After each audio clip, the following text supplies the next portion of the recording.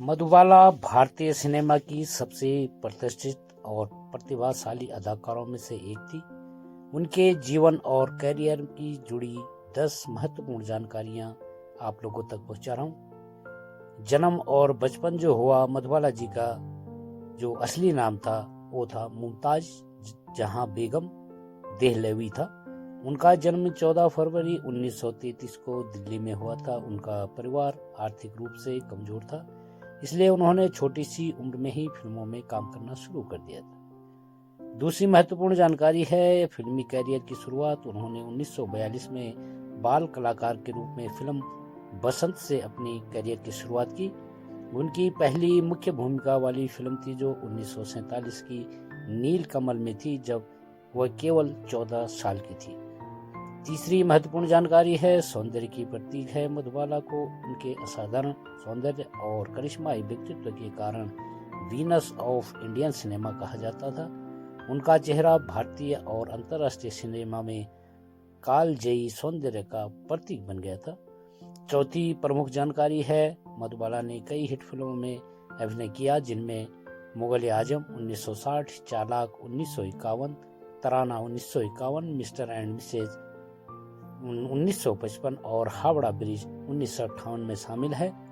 अंतर्राष्ट्रीय पहचान 1952 में थिएटर आर्ट्स पत्रिका में मधुबाला को the biggest star in the world के रूप में पहचाना। उन्हें हॉलीवुड से भी ऑफर मिले, लेकिन उन्होंने भारत में ही काम करना जारी रखा। छठवीं जानकारी है मुगल-ए-आजम में अनारकली का किरदार। इस फिल्म में अनारकली के रूप में उन्होंने प्रदर्शन को भारतीय सिनेमा के सबसे यादगार प्रदर्शनों में गिना जाता है। सातवीं मुख्य जानकारी है स्वास्थ्य समस्याएं। मधुबाला का बचपन से ही दिल की बीमारी थी, उसके बावजूद उन्होंने अपने अभिनय के प्रति समर्पण दिखाया और अपनी कला के लिए कड़ी मेहनत करी। आठवीं जो महत्वपूर्ण जानकारी है मधुबाला जी के बारे में प्रेम और व्यक्तिगत जीवन। मधुबाला और अभिनेता दिलीप कुमार का प्रेम कहानी प्रसिद्ध है।